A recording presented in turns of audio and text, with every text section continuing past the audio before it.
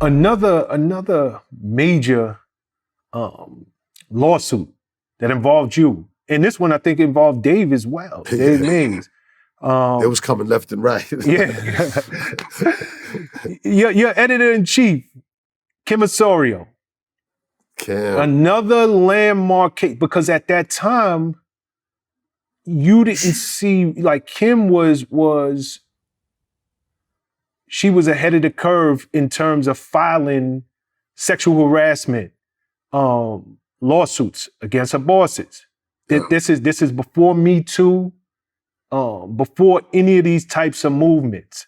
So in 2005, she files a lawsuit against The Source, yourself, and Dave, if I'm getting it right. Yes. It's reported she made, and this is not one that you won. It didn't go in your favor. Right. It was reported that she was awarded something like 15 mil. No. No? No. and you know what? Me and Kim are cool now, but she'll tell you. No. Yeah, shout out to Kim Osorio, great friend for many years. Yep. So Kim, I gave Kim to be the first woman editor-in-chief of The Source magazine. The first woman, I did that. Me. The first woman out of all the men who had the top job at The Source, I gave it to Kim.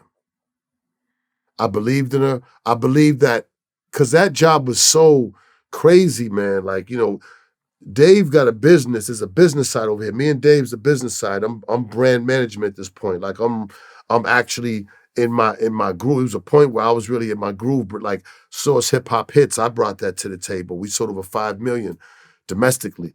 No telling what overseas. The Source Awards, the Source All Access TV with Lisa Ray and Tretch, that show that came on, in syndication. These was all my ideas I brought to The Source. So I'm contributing like a motherfucker. The Source Behind Bars cover, my idea. You know what I'm saying? So there's a lot of. I never had an office at The Source. I just go sit on Dave's, blow some, and then we would just talk. And then Dave would tell it. I never got credit for all the shit that I did with The Source, because I just wanted the money back then. I really didn't care about credit. I'd rather have the credit from the streets than The Source back then. But, a lot of that shit, Dave would tell people, listen, man, the brains is, and I'd be like, nah, Dave, stop. I'd say, no, it's true, man, stop being like that. You know what I'm saying? I would want Dave to get The Source to get the credit, because he's the Harvard guy, the Jewish guy, and it looks good. And it keeps the money going. It keeps people wanting to deal with us. So keep the credit from the crazy guy from Boston. You know what I'm saying? We got to keep, he's the, but, people don't understand, like, me and Dave's relationship was a very kind of like unorthodox one in how we got things done, but we got it done. And, creatively, like, I did a lot up there. When I gave Kim that job, I was proud.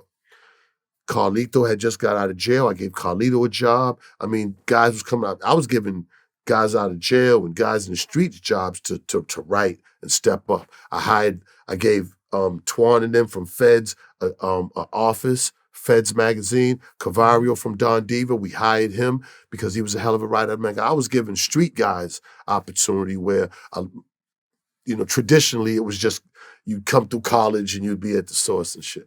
But the ladies of The Source, people don't know, a lot of the ladies worked on the R. Kelly, Surviving R. Kelly, the award-winning Surviving R. Kelly documentary. That came from Dream and a lot of different ladies that wrote for The Source. So there was a lot of talented women that came through The Source magazine that are doing huge things right now. When Kim did that, it was just because it was a personal thing.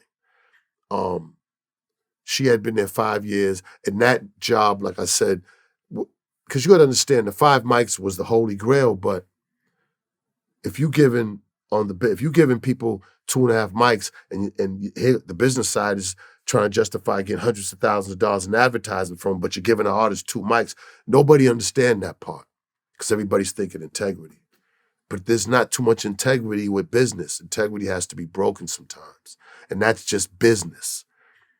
You can't give 2.5 mics to an artist who's on a label who are giving you millions of dollars in advertisement. You just can't do it.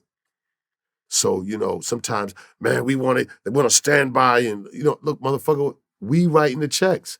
We'll fire your ass fast and you can stand by your mic or do what has to be done. So a lot of the guys was hard to work with, the editors-in-chiefs. Kim was a lot more easier. But Dave and Kim just me and Kim's relationship was always cool. Dave and Kim just, I don't know. It just never was really the greatest. You know what I'm saying? I don't know if Dave appreciated a woman in that position. No disrespect to my brother. I love him. He's my brother. But I don't know. It just, because to me, she was the easiest to work with.